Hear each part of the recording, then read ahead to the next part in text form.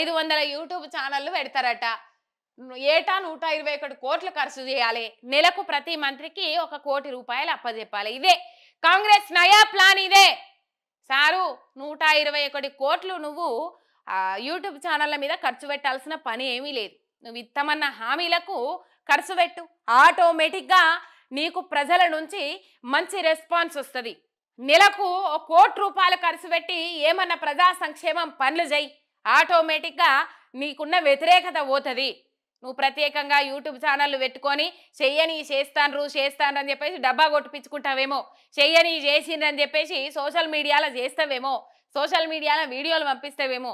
కానీ ప్రజల దగ్గరికి పోయి ప్రజల అసలు నిజాలేంది, ప్రజలు ఏం మాట్లాడుకుంటుర్రు అని చెప్పేసి ప్రశ్నించడానికి మా సొంటోళ్ళు ఉన్నారు కదా. మీ అబద్ధాలన్నింటినీ కుండ బద్దలు కొట్టినట్టు బట్టబయలు చేసేందుకు మా సొంటోళ్ళం ఉన్నాం కదా, ప్రశ్నిస్తూ ఉన్నాం కదా.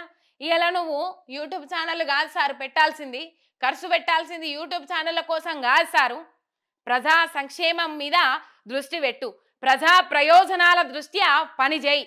18 గంటలు పనిచేస్తానా, 18 గంటలు పనిచేస్తానా, ఎవరి కోసం పనిచేస్తానో తెలియదు.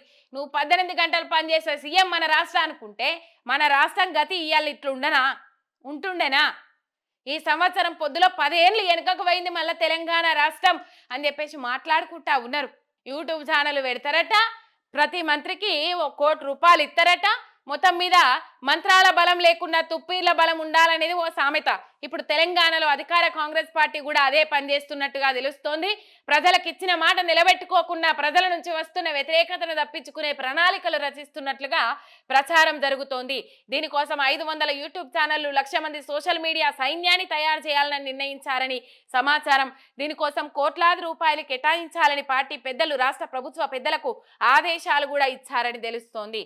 ప్రభుత్వంపై వ్యతిరేకతను అరికట్టండి, 1,00,000 మందితో కాంగ్రెస్ సోషల్ మీడియా సైన్యాన్ని ఏర్పాటు చేయండి, రాష్ట్ర నేతలకు ఢిల్లీ పెద్దల ఆదేశం. ఇటీవలనే మనం చూసినాము, ఈ మధ్య కాలంలోనే జాతీయ అధ్యక్షురాలు మొన్న కాంగ్రెస్ సోషల్ మీడియా డల్లున్నది, కాంగ్రెస్ సోషల్ మీడియాను ఆంధ్ర వ్యక్తులు హ్యాండిల్ చేసుడేంది అని చెప్పేసి మన్నే సందీప్ ఇంకెవరెవరో ఉంటారు కదా, వాళ్ళ మీద మొట్టికాయ లేచిపోయింది.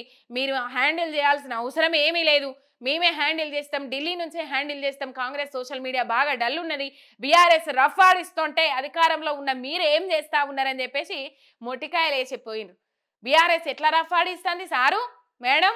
ప్రజలకు మోసం చేస్తుండ్రు కాంగ్రెస్ పార్టీ నాయకులు, నిజాలను నిక్కచ్చిగా బయట పెట్టి రఫ్ ఆడిస్తా ఉన్నది. అన్ని నిజాలే కదా.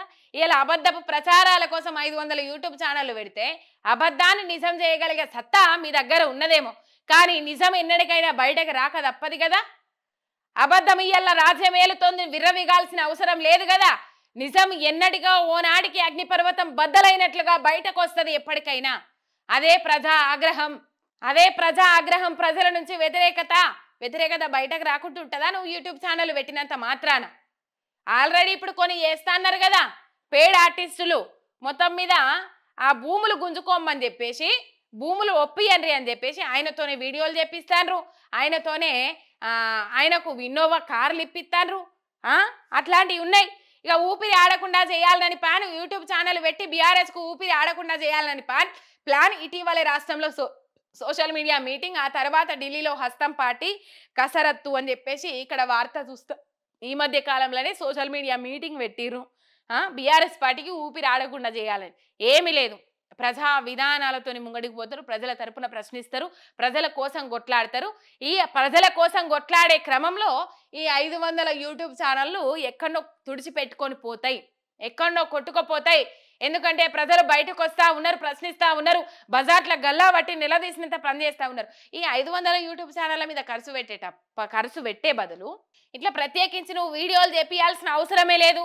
ప్రజలకు ఇష్టమైన పనులు చేసుకుంటూ పోయి ప్రజారంజకమైన పాలన అందించుకుంటూ పోతే, అసలు ప్రజలకు మంచి పనులు చేసుకుంటూ పోతే నువ్వు ఈ 500 యూట్యూబ్ ఛానల్ పెట్టాల్సిన అవసరం లేదు. ఆ పెట్టే 120 కోట్ల ఖర్చేదో ప్రజల ప్రయోజనార్థం పెట్టు, సంక్షేమం మీద పెట్టు, అభివృద్ధి మీద పెట్టు. నెల 1 కోటి రూపాయల మంత్రులకు ఇచ్చే బదులు ప్రజల కోసం ఖర్చు పెట్టు. ఇదంతా ప్రజాధనమే కదా. ఈ 120 కోట్లు ఆడికెళ్ళి తీసుకొస్తారు, మళ్ళా ప్రజల ముక్కు విండి వసూలు చేస్తారు, ప్రజల మీదనే రుద్దుతారు. వాళ్ళ ఇంట్లోకెళ్ళి భరించేది ఉన్నదా? వాళ్ళు ఆడిందే ఆట, వాళ్ళు వాడిందే పాట. మొత్తం మీద ఇక 500 యూట్యూబ్ ఛానల్ పెడతారట.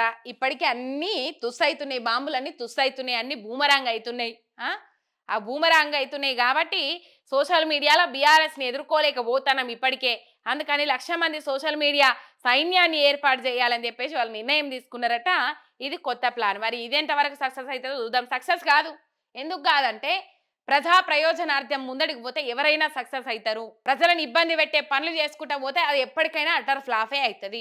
చెప్తున్నాం కదా, మీరు చేసేదేదో ప్రజల ప్రయోజనార్థం పనిచేయండి, ప్రజలకు మంచి చేకూర్చే విధంగా ఏవైతే 6 గ్యారంటీలు ఇచ్చిండ్రో అవి అమలు చేసుకుంటా ఓన్రి, ప్రజలకు బాధ పెట్టకుండా ఇబ్బంది పెట్టకుండా ఉన్న వాటిని అట్లే కొనసాగించుకుంటే ఏమన్నా కొత్తవి చేస్తే చేయండి. కానీ ఉన్న వాటికి మంగళం వాడిండ్రు, ఇంకా ఏమీ లేదు ఇక కథ.